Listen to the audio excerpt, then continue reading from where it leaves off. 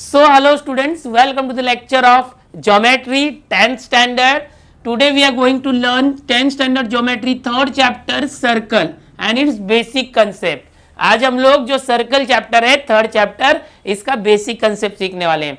Students आपको बता दूं ये 10th में जो ज्योमेट्री का ये जो चैप्टर है बहुत सारे बच्चों को बहुत हार्ड लगता है, डरते हैं. पता नहीं क्यों डरते हैं इतना.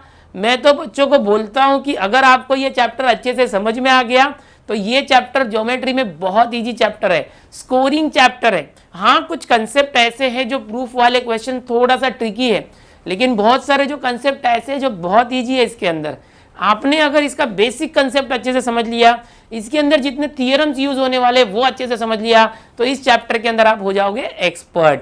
तो आओ चलो आज शुरू करते हैं सर्कल चैप्टर नंबर 3 और उसका बेसिक कंसेप्ट. गारंटी देता हूं कि अगर आप अच्छे से ध्यान से देखते जाओगे, स्टेप बाय स्टेप हर एक चीजें, हर एक थियरम एंड फॉर्मूला समझते जाओगे, तो मेरे ये जो चैप्टर खत्म होने के बाद आपको ये चैप्टर बहुत इजी लगेगा और इसका हर एक सम आप खुद से कर पाओगे.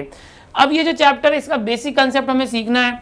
तो बेसिक कंसेप्ट में क्या है, सबसे पहले इसका नाम सर्कल, नाम से ही स्टार्ट करते. सर्कल क्या होता है, देखो इस तरह से एक सर्कल होता है, बचपन से सीखा है. नया क्या है सर, कुछ नया बताओ. अरे नया बताने के लिए पहले जो आपको मालूम है वो पहले बताऊंगा. Known to unknown. What is known to unknown? जो आपको पता है वो बताते हुए अननोन की तरफ लेके जाऊंगा, जो आपको नहीं पता है वो भी सिखा डालूंगा. ठीक है, तो सबसे पहले देखो ये सर्कल होता है.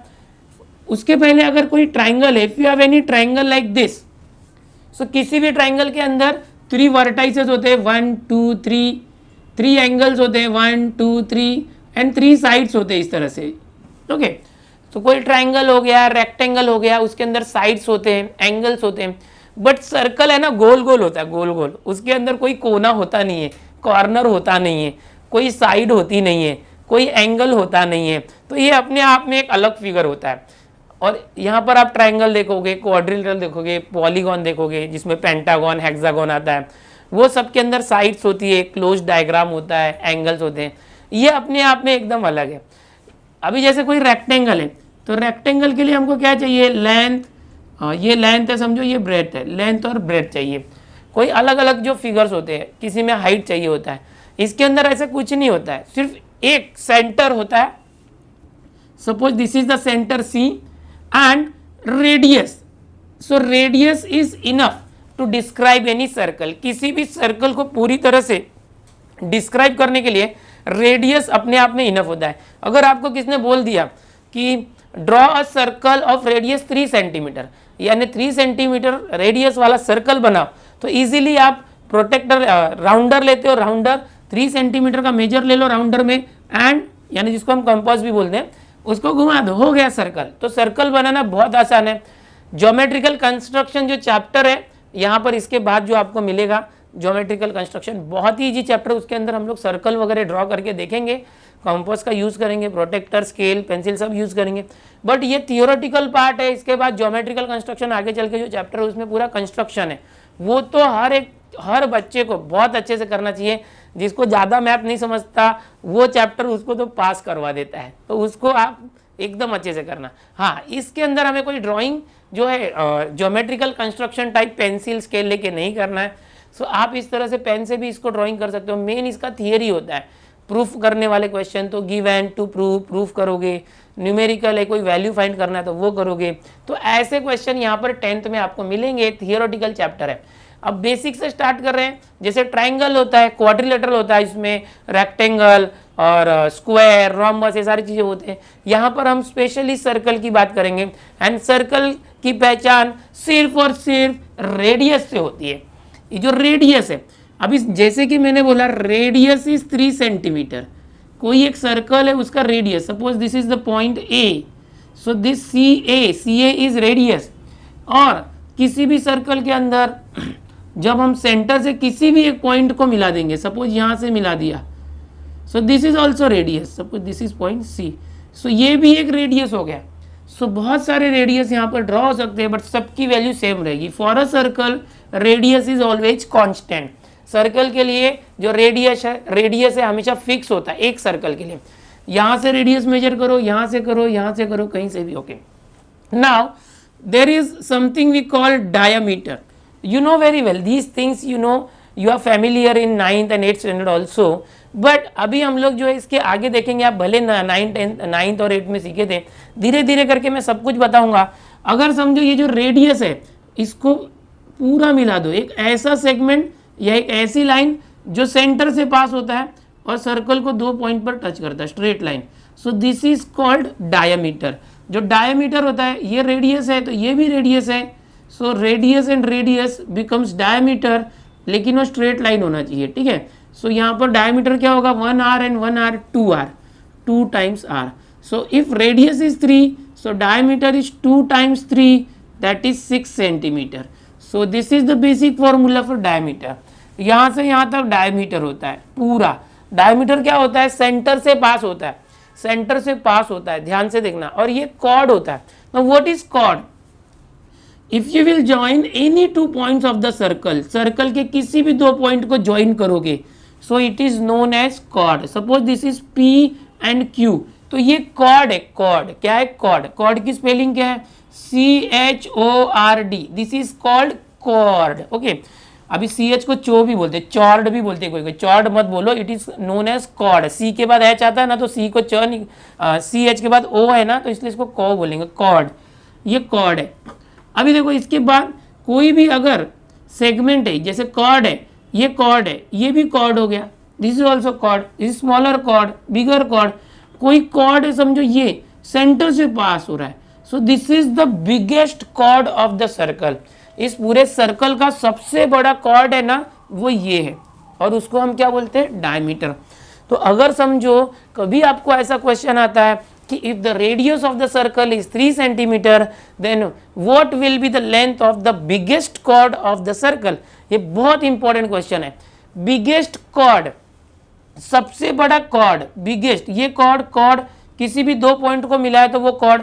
तो जो सेंटर से जाता है ना कॉर्ड, ये जो कॉर्ड है ये सेंटर से जा रहा है क्या? नहीं, ये भी नहीं, ये सेंटर से कॉर्ड जा रहा है।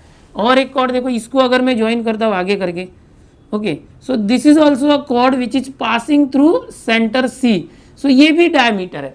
सो अगर कभी सबसे बिगेस्ट कॉर्ड पूछा, मतलब डायमीटर पूछा, if radius is 3 centimetre then diameter is 6, therefore the biggest chord of the circle is diameter और 6 centimetre, you can see double of the radius. अब देखो ये तो आपने अभी 2 सीखा कि कॉर्ड क्या होता है और बिगेस्ट कॉर्ड क्या होता है, वो भी यहाँ पर लिख देता हूँ। बिगेस्ट कॉर्ड, सबसे बड़ा कॉर्ड जो सर्कल का होता है वो डायमीटर होता है। तो अभी 2 चीजें आपने सीखी, पहले तो रेडियस देखा, फिर हमने कॉर्ड देखा और डायमीटर देखा, 3 देख लिया टॉपिक। अभी कुछ और भी सीखते हैं। देखो कोई कोई लाइन होती है ना, वो सर्कल को आर पार करके चली जाती है, मतलब इंटरसेक्ट करके जो है इस तरह से चली जाती है। So this is a line which intersect the circle at 2 points. The line which intersect the circle at 2 different point is called as secant. इसको क्या बोलेंगे हम लोग? secant। एकदम ध्यान से देखो, एकदम इजी करके देने वाला, मजा आएगा, देखो एकदम। This line is known as secant. The line which intersect the circle at 2 different point, यानी कोई एक लाइन है जो सर्कल को 2 अलग अलग पॉइंट पर कट करके जाती है, उसको हम secant बोलते हैं। लेकिन if there is any point, suppose if there is any point, suppose this was PQ which intersect the circle at only 1 point, जो सर्कल को सिर्फ एक पॉइंट पर कट करता है, या तो we can say that, हम बोल सकते हैं कि the line which touches the circle at 1 point, कोई एक लाइन है जो सर्कल को सिर्फ एक पॉइंट पर टच करता है। जैसे कि देखो ये लाइन है, इस पूरे सर्कल को सिर्फ एक point, suppose this is R, capital R, इस कैपिटल R पॉइंट पर टच करके जा रहा है, छू के जा रहा है, so we will call it tangent. इसको हम बोलते हैं टेंजेंट। याद रखना है, ये कुछ बेसिक चीजें हैं जो पूरे चैप्टर में आपको टर्मिनोलॉजी यूज होने वाली है। एक बार समझ में आ गया ना तो पूरे चैप्टर में बार बार रिपीट होगा, तो आपको कोई कंफ्यूजन नहीं होगा। कोई भी सर्कल है, सर्कल के अंदर बेसिक यूनिट होता है रेडियस, और किसी भी 2 पॉइंट को मिला दिया तो कॉर्ड, ये कॉर्ड की स्पेलिंग है। और सबसे बड़ा कॉर्ड क्या होता है? डायमीटर, जो सेंटर से पास होता है। So this is the biggest chord, diameter. Diameter की वैल्यू क्या होती है? रेडियस की डबल। कोई लाइन है वो सर्कल को आर पार जा रहा है दो पॉइंट पर इंटरसेक्ट करता है, it is known as secant. कोई लाइन है सर्कल को टच करके जा रहा है, कहीं से भी टच करेगा, ऐसे ऐसे कहीं से भी जाएगा, इसको हम बोलते हैं टेंजेंट। क्या बोलते हैं? टेंजेंट। तो ये कुछ बेसिक बातें। अभी ये जो सर्कल है इसके अंदर जो मैंने बेसिक्स बताया ये सब काम आएगा, और भी कुछ हम आपको बेसिक बताते हैं, एकदम ध्यान से देखना। तो जो सर्कल है यहां पर मैं बताता हूं आपको, सर्कल के अंदर और भी कुछ चीजें होती हैं। ओके, अभी किसी सर्कल के अंदर और क्या क्या चीजें होती है, देखो इतना तो बहुत इंपॉर्टेंट है। थोड़ा 7th 8th 9th में आपने जो सर्कल के बारे में सीखा था वो बताता हूं। क्या है, देखो suppose this is a circle and this is centre. तो देखो अभी कोई सर्कल है, उसका radius suppose it is given 5 centimetre. तो बेसिक थिंग मैं बताता हूँ, किसी भी सर्कल का रेडियस अगर 5 सेंटीमीटर है, so diameter is 2 times radius, as you know very well, 2 times 5 that is 10 centimetre. नया क्या है वही तो बता रहे हो, अरे रुको बताता हूँ। अभी कोई भी सर्कल है उसके अंदर जो ये एरिया होता है, एरिया ऑफ द सर्कल, ये पूरी जगह कितनी है सर्कल के अंदर, we will call it area of the circle. क्या बोलेंगे हम लोग? Area of the circle. तो किसी भी सर्कल का एरिया होता है pi r square. Now what is this pi? Pi क्या है? So pi is a constant, pi is a constant ratio of the number 22 and 7। 22 and 7 का एक रेशियो होता है पाई। समझ में आ रहा है? अब ये आया कहाँ से, इसका भी पूरा हिस्ट्री है। 22/7 आया कहाँ से, मैं बताऊंगा आपको इसकी हिस्ट्री।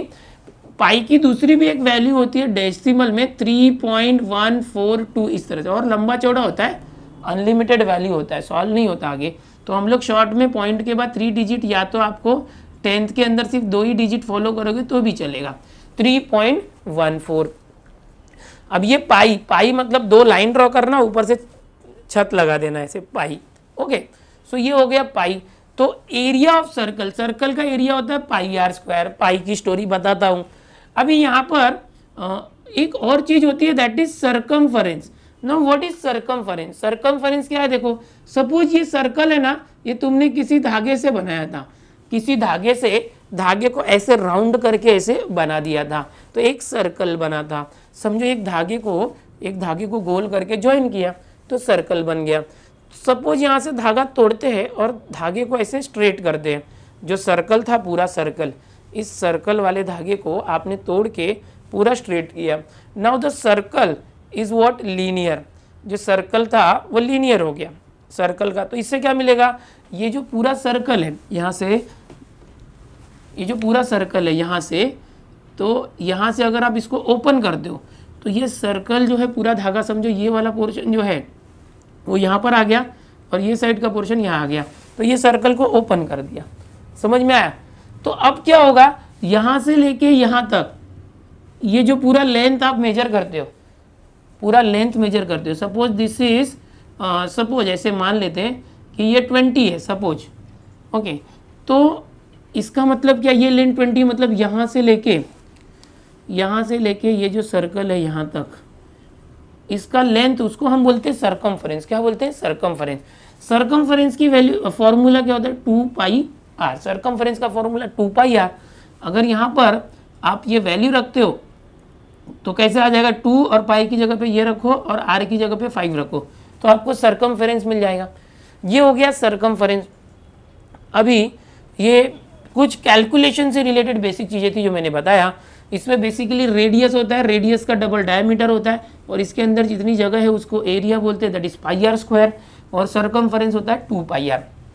अब चलो मैं आपको बताता हूँ कि ये पाई 22/7 ही क्यों है, 22/7 क्यों है, ये मैं आपको बताता हूँ।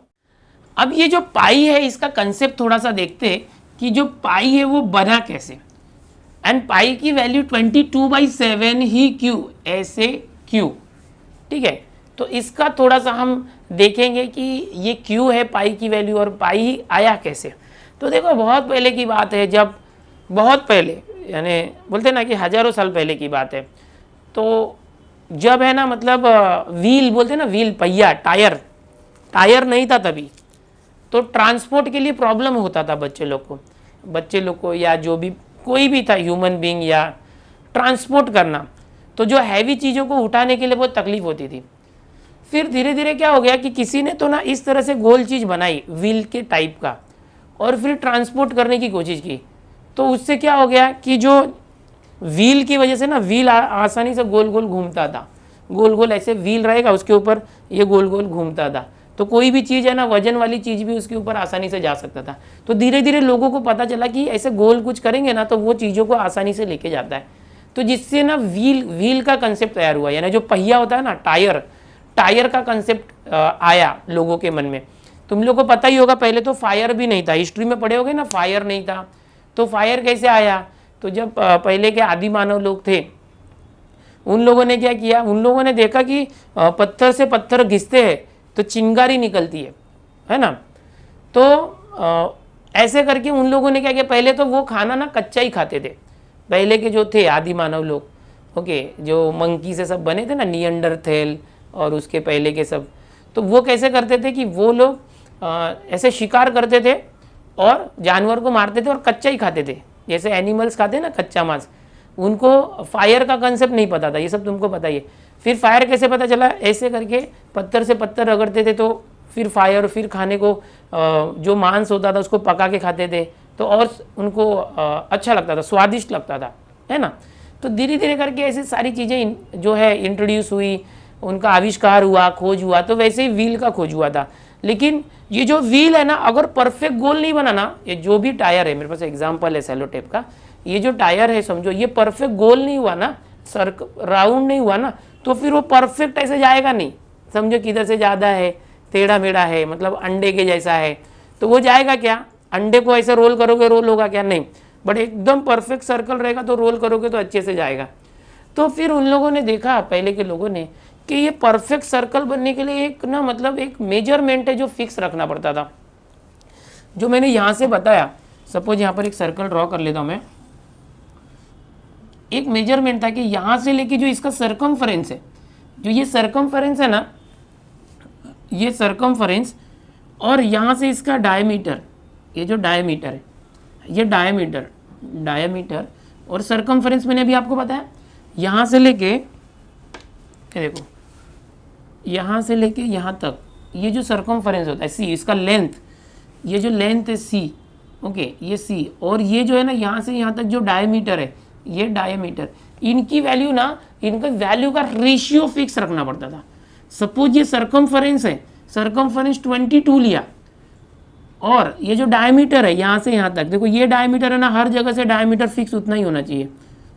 सपोज ये सेंटर है, तो आप कैसे भी करोगे ना तो ये सब डायमीटर होते ना सब, तो ये पूरे डायमीटर की वैल्यू 7 और उसका रेशियो लिया।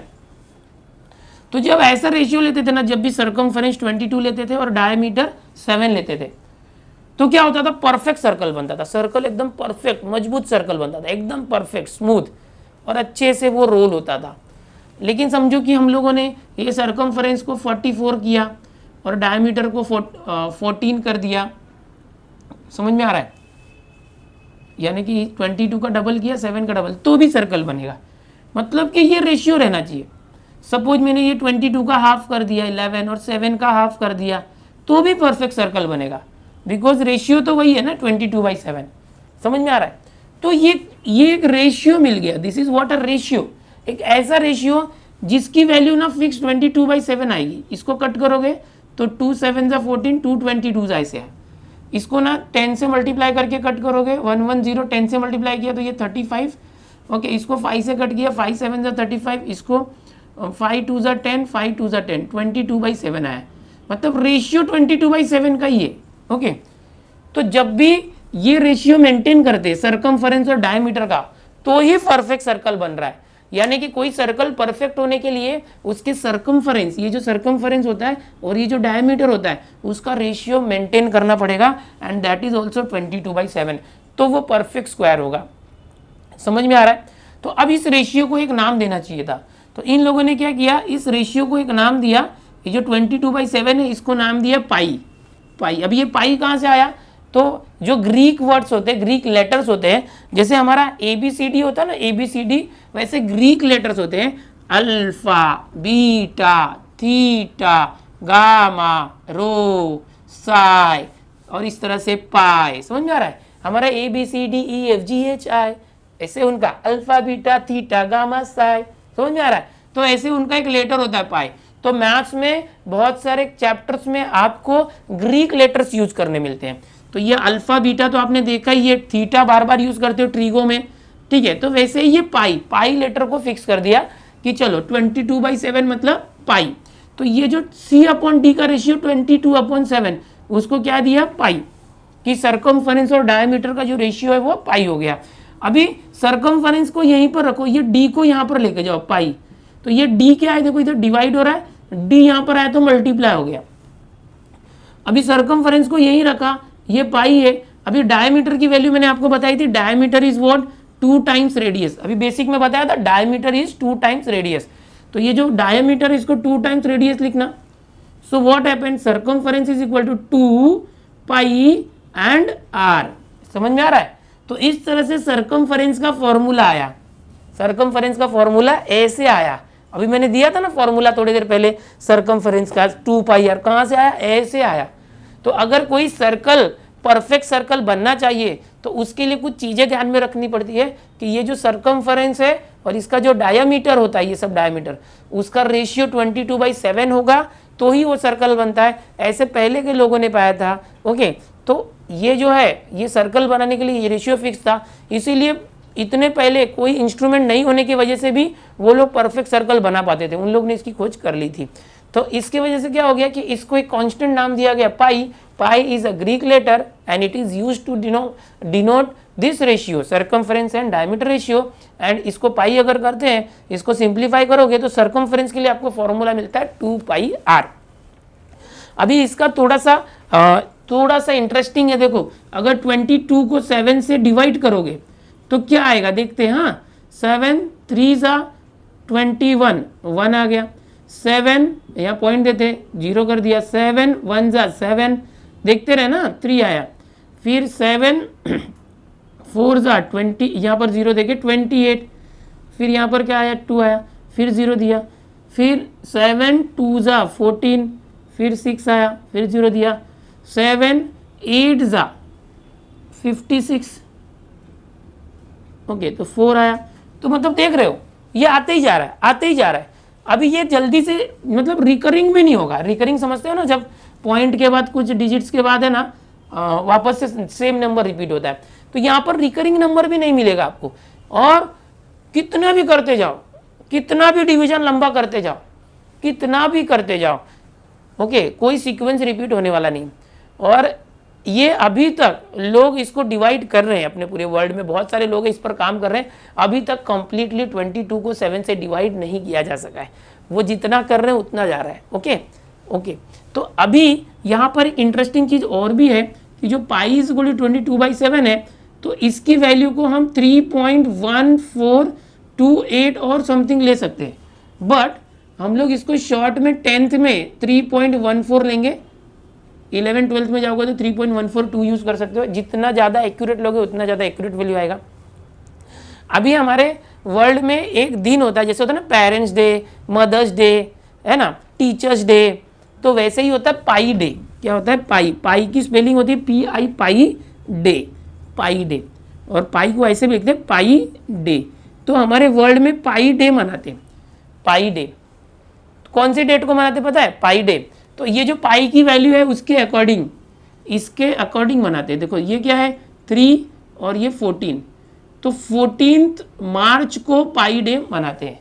कब मनाते हैं, 14 मार्च को पाई डे सेलिब्रेट होता है। 14 मार्च को, समझ में आ रहा है क्यों, 14 मार्च को पाई डे सेलिब्रेट होता है। तो इस तरह से पूरा का पूरा कंसेप्ट है और बहुत ही इंटरेस्टिंग कंसेप्ट है। ये सारी बातें याद रखो। अभी सर्कल के अंदर मुझे जो बताना था लगभग मैं सब कुछ बता चुका हूँ। अभी थोड़ा सा और भी मैं कुछ बेसिक कंसेप्ट बताता हूँ आर्क्स एंड सेगमेंट्स को लेके, ओके, एंड बाइसेक्टर्स को लेके। चलो देखो मैं बताता हूँ, इसको स्क्रीनशॉट ले लो, कॉपी कर लो, आगे बताता हूँ। अब आगे कुछ कंसेप्ट देखते हैं जो आपको काम आएंगे, याद रखने चाहिए सर्कल के बारे में, कि if there is any circle like this, कोई एक सर्कल है अगर इस तरह से लाइक दिस, तो सर्कल के अंदर ये जो सेंटर होता है, suppose this is the centre, तो इस सेंटर से सपोज कोई एक रेडियस है और यहाँ से एक दूसरा रेडियस है, if you have two radii, ये भी रेडियस है ये भी रेडियस है, ड्रॉन फ्रॉम द सेंटर, ऐसे मान सकते हो कि ये केक है आपके बर्थडे का और आपने नाइफ लिया चाकू एंड ये खचक खचक और ये केक का टुकड़ा निकाला और अपने दोस्त को खिला दिया।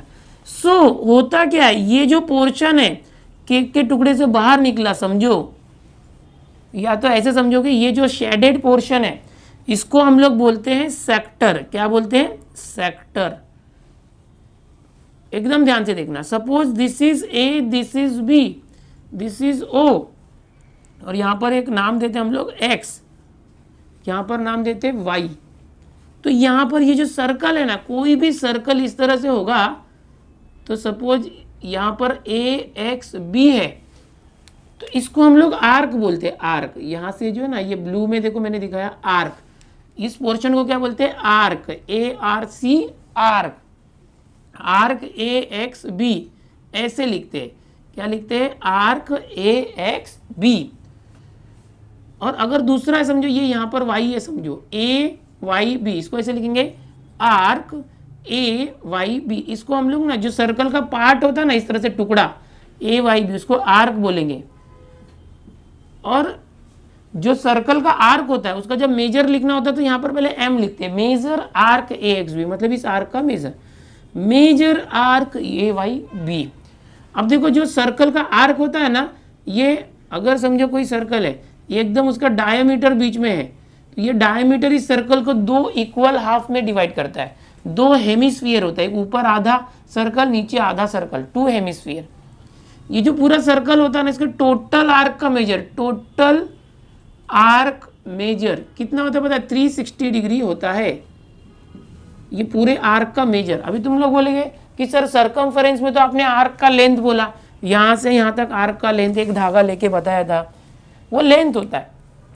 या मेजर मतलब क्या?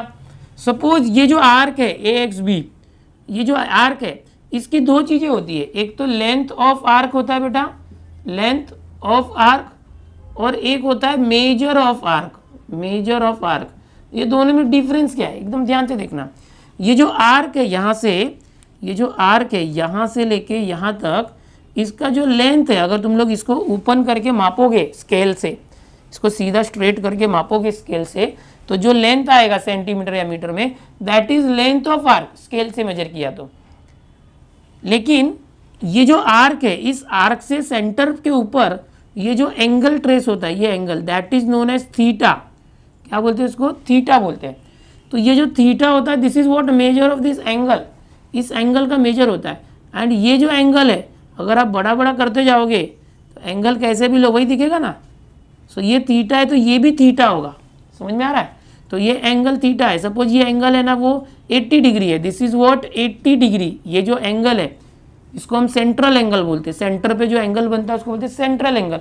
ये जो सेंट्रल एंगल थीटा है उसकी वैल्यू सपोज 80 डिग्री है, तो ये जो आर्क है इसका जो मेजर होगा, measure of arc is also 80 degree. तो मेजर ऑफ आर्क, इस आर्क का मेजर क्या होता है? इसके सामने वाला जो सेंट्रल एंगल है उसको सेम होता है। ये बहुत काम आएगा, सर्कल चैप्टर में ये है, ठीक है। आर्क, जो कोई भी आर्क है उसका मेजर कैसे फाइंड करते हैं? उसके सामने जो सेंटर पे एंगल बनता है वो वैल्यू, थीटा सपोज 80 है तो ये 80 रहेगा, ये 100 तो ये भी 100। समझ में आया? तो ये दो चीजें होती है, किसी भी आर्क का लेंथ होता है और मेजर होता है। ओके, जो लेंथ होता है उसको एल बोलते हैं, मेजर को थीटा बोलते हैं किसी आर्क के लिए। अब देखो कोई भी सर्कल में दो टाइप के आर्क होते हैं, जैसे कि यहाँ पर देखो ये जो आर्क है ये छोटा आर्क है, और यहाँ से ये जो आर्क दिख रहा है ये बड़ा आर्क दिख रहा है। So we can say minor arc and major arc, minor arc and major arc, दो टाइप के आर्क होते हैं। तो यहाँ से जो ए से लेके बी है ना, ये माइनर आर्क है और ये बड़ा मेजर आर्क है। यहाँ से देखो ए एक्स बी है ना, ये ए एक्स बी है ना, ये माइनर आर्क है, देखो छोटू है ये, छोटू। और यहाँ से ए वाई बी बड़ा है ना, तो इसको हम लोग बोलेंगे मेजर आर्क। क्या बोलेंगे? Major arc. और ये माइनर आर्क। तो ये भी याद रखो, दो टाइप के आर्क होते हैं, मेजर आर्क, माइनर आर्क। अच्छा, इन दोनों को प्लस किया, सपोज ये 80 डिग्री है, ये कितना है? Theta 80 degree.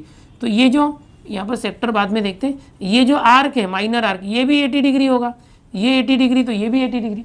अभी देखो टोटल जो लेंथ सर्कल का आर्क होता है, टोटल सर्कल का आर्क का मेजर होता है वो कितना होता है बेटा 360 डिग्री, 360 डिग्री।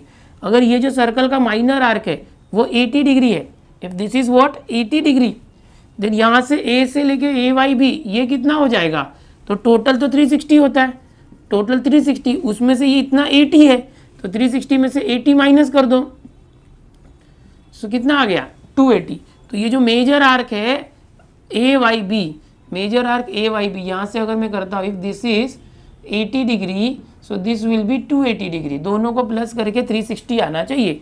देखो अगर ये 80 है तो ये 280 है, दोनों को प्लस करके टोटल सर्कल का जो आर्क होगा उसका मेजर कितना आना चाहिए 360 आना चाहिए। तो ये कंसेप्ट याद रखना है। तो ये पूरा आर्क का कंसेप्ट हो गया। अभी सेक्टर का कंसेप्ट देखते हैं। सेक्टर क्या होता है, सेक्टर और सेगमेंट दो कंसेप्ट बताऊंगा। यहाँ पर देखो हमने सेक्टर देख लिया, ये जो पोर्शन होता है इसको सेक्टर बोलते हैं, ठीक है, ये जो पोर्शन होता है इसको हम लोग सेक्टर बोलते हैं। ये आगे चल के उसके लिए फॉर्मूला वगैरह बताऊंगा आपको मैं। यहाँ पर अगर समझो सेगमेंट क्या होता है, सेगमेंट ये देखो इस तरह से, यहाँ पर समझो ये एक ट्राइंगल है, एक ट्राइंगल है, ये दिख रहा है एक ट्राइंगल है, ओके ये एक ट्राइंगल है, और ये जो पोर्शन है इसको मैं ब्लू में दिखाता हूँ, ये वाला ध्यान से देखना। पूरा अगर मैं शेडेड रीजन की बात करूंगा, पूरा शेडेड रीजन एक सेक्टर है, जैसे ये पूरा था ना, ये पूरा एक सेक्टर था, तो यहां से लेके पूरा ये जो है ना पूरा, वो पूरा सेक्टर है, पूरा सेक्टर है।